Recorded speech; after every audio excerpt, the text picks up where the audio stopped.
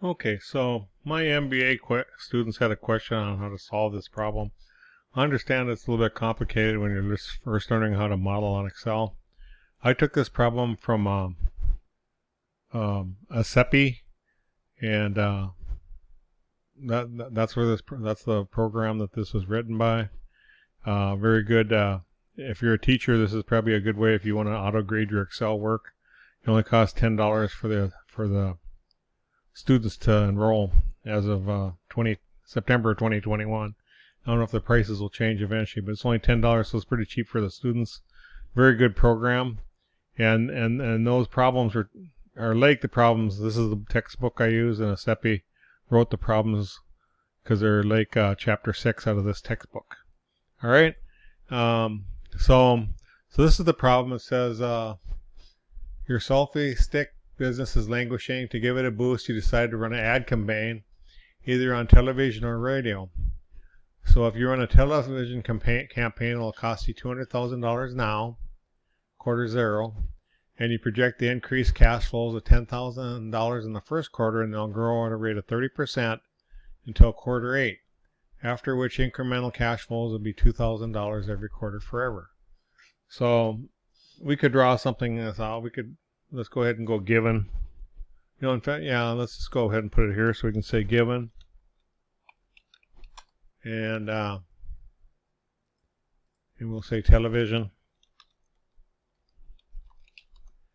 And I'm going to go ahead and put R. Oops. R is, it says here the cost of capital is 13% per year.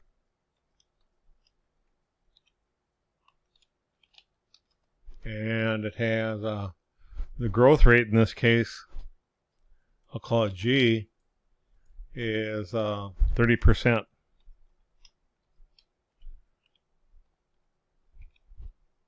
I do a little apostrophe so I can do that per.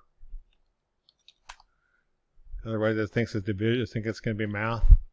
And sometimes it's helpful to draw this out. So I'm going to go up here, and I'm going to go draw borders under line style and do like a thick line. And we'll just draw some of these quarters out. Let's just start here.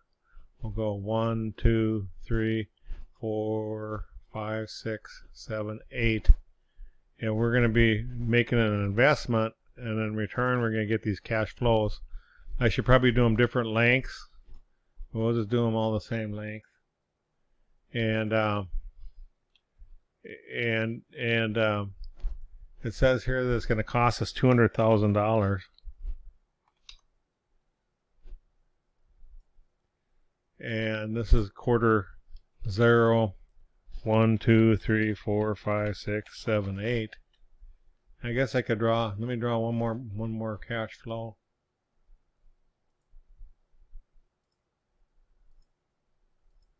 We'll have a 9 out here too. And whoops.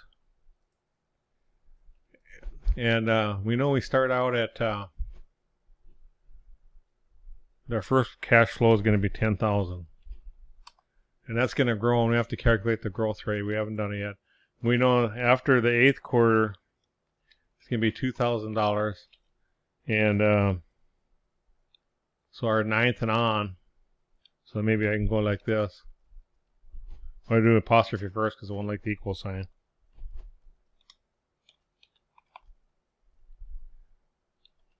Just a note, forever. All right, so this 2,000 is going to go on forever, 10th, 11th, 12th, all the quarters. And so I think I guess we should say these are quarters too, just to kind of remind ourselves. Let me highlight a different color, highlight it green.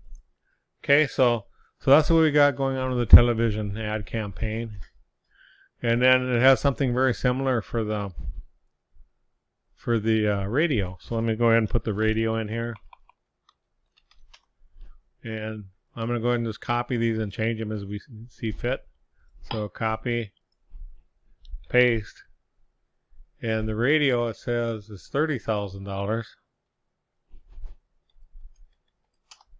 And we're going to get $20,000. to start with. And it's going to be 2% growth rate per quarter. Right? And so that's what we're given. It's 2,000 afterwards. So these are going to take this 20,000 and grow a little bit, a little bit, a little bit. Finally, quarter 8 is finally going to quit growing. And then this is going to be 2,000 forever. And so these are very equivalent out here. And so the first question it asks is for part 1.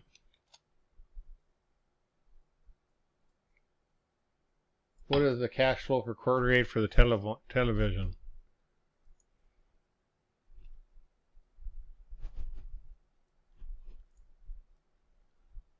So I'll go here and put this as in find. Right? So we can calculate that. What I'm going to do instead of copying all this down, I'll work on what I have up here already. So so they want to know what this number is right here. I'm going to highlight that yellow. Right? So we have to take this and we have to grow it at 30% per quarter. So this first quarter is going to be equal to, or the second quarter is going to be equal to the first quarter times parentheses 1 plus the quarterly growth rate. I'm going to go ahead and F4 that because I want to copy this across and I don't want it to move. And if I copy this all the way across, that's the answer, right? Now, the book says to take it to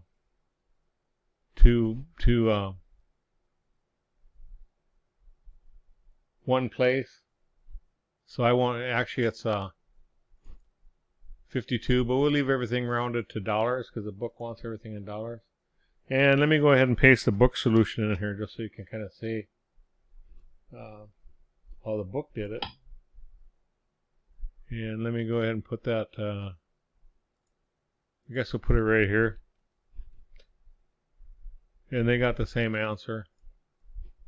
I didn't round it in this case. It still took it as an answer. Alright. So that's how the book did. And they did something very similar, but they just did it vertically. Okay, 62,749. That's pretty much what we got. Okay? Alright. So then the second question is, part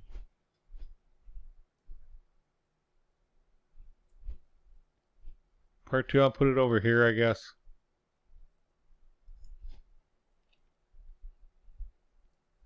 I'll put the answer here too so we have it ahead of time.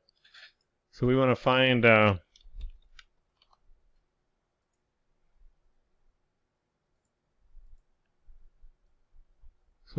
present value of the terminal value of the television campaign. By the way, let's go ahead and just finish this up as we go. So I could actually, since this is all, I could copy this down here, paste it here. You got to be careful if I double click. We got to drag this down here where it belongs, right? And we can drag that across. We'll kind of do both of them as we go. That way, if they ask something about the other one, we have it ready, right? Okay, so we did part 2 as we went. And let me put the formula up above here so you can see it.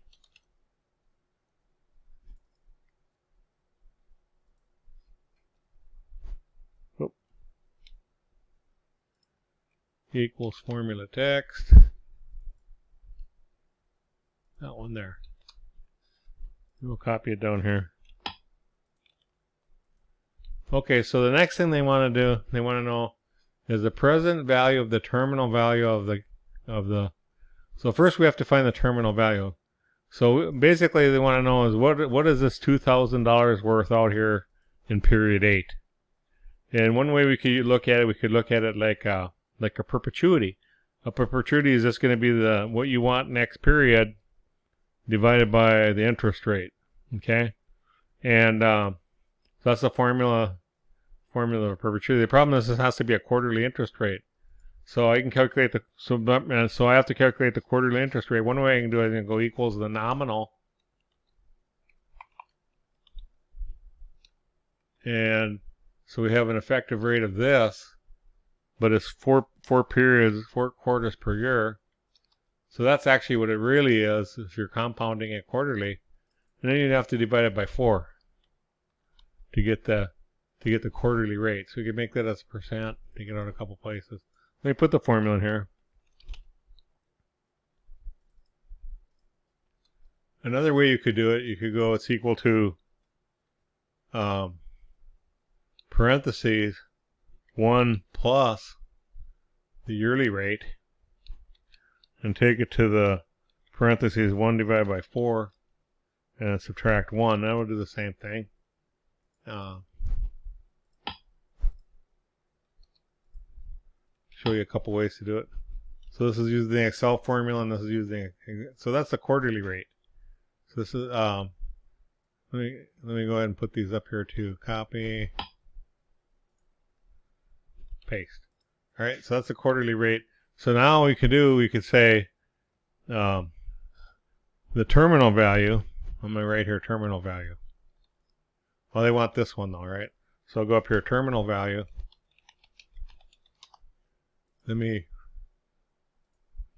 So the terminal value right here at the end of period 8, quarter 8, is going to be equal to this $2,000 divided by this nominal rate we just calculated. So another way we could do it, I always like to do things a couple ways. If I was using an Excel function, I could say it's equal to the present value using this rate. And since this goes forever, I could just use a big number. So I could maybe say 15,000 quarters. Now, if you use too big of a number, it wants to be big enough to get a good estimate, but if you use too big of a number, Excel can't compute it. So if you get an error, it won't work. And this is a payment, right? It's a $2,000 payment. And we'll go and we'll make that payment negative so we get a positive answer. Okay. And then it doesn't really matter what the future value is because it's so far out there. You get the same answer. So the key to doing it with Excel is you would just approximate.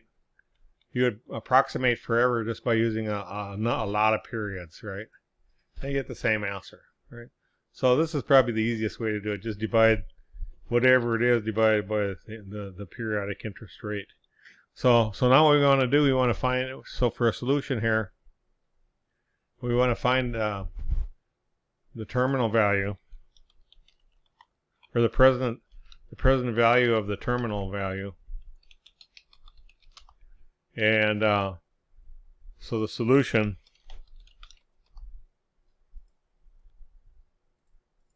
terminal value, I guess, of the radio, no, of the TV campaign. Spelled campaign wrong. It's AIGN. That's why I'm not an English teacher, right? I can't spell very well. All right, so they want to know this. So to find the present value, it's going to be equal to the, well, I could do it let me just do it the Excel way. It's going to be present value. The rate, again, you want to use this nominal rate right here. Number of periods, well, you're discounting this terminal value back 8 periods. It's not a payment, it's a future value out there. So I want to make that a positive answer, so I'll just call this a negative just to make it a positive answer. And you get and let me just take it down to 2 places. Oh, or to 0 places. And you can see that's the same answer the book got. Okay? So that would be how to do part 2. So hopefully this is making sense. I'm going fast, but I know you can go ahead and pause the video, rewind, or whatever you need to do. That's the beauty of YouTube. Let me copy this down here. So we're going to do it the same on both of them, right? Yeah, we just want to make sure these numbers are pointing to the right things. Yeah, it's going to be exactly. These are both $2,000, and the nominal rate's the same, right? The quarterly rate is the same for. All right, so it's the same answer for both. But let's just keep both problems up in case it asks us later. All right, so the next thing we want to find is the net present value of the television campaign. Okay.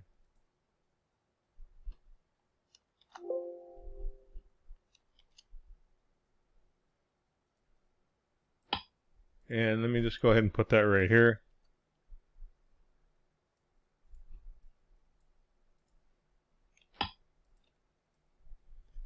right? So, so for solution there,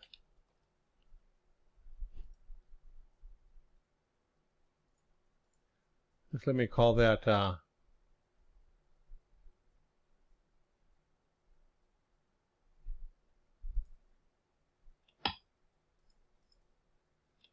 so with the solution there, it's going to be equal to the net present value of well, first you have to put the rate in, right? And the rate we're going to use, remember it's a quarterly rate, so I'm going to use that, right? And it wants the values. So one way we could do is we could do all these values, right? And then in quarter 8, I'm going to go comma. It's going to be that plus that, right?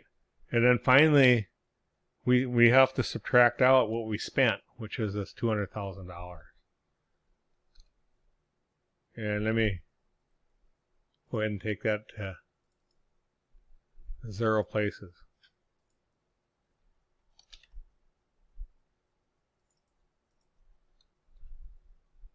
Let me put the formula for this down here.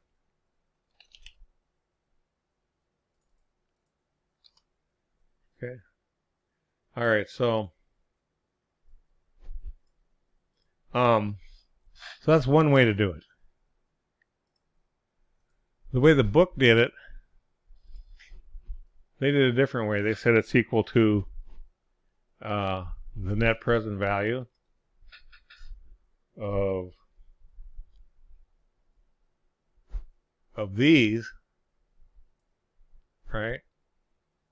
Oh, I forgot to put the rate in there. Don't forget the rate in the beginning. The rate is right here, and then comma, and then these cash flows, and that's they want the net present value of that. And we already found. Oh, I don't want the. So we're going to finish the net present value. So we found the net present value of that. Then we're going to subtract the 200,000. And then we have to add the present value of what we just found over here. And I give you the same answer.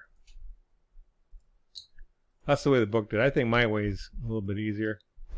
That's the way that's just to go show you there's more than one way to do it, as long as you do it correctly, right? As long as you do it logically the correct way. And finally, part 4, we want to know the net present value of the radio campaign. So let me put that down here.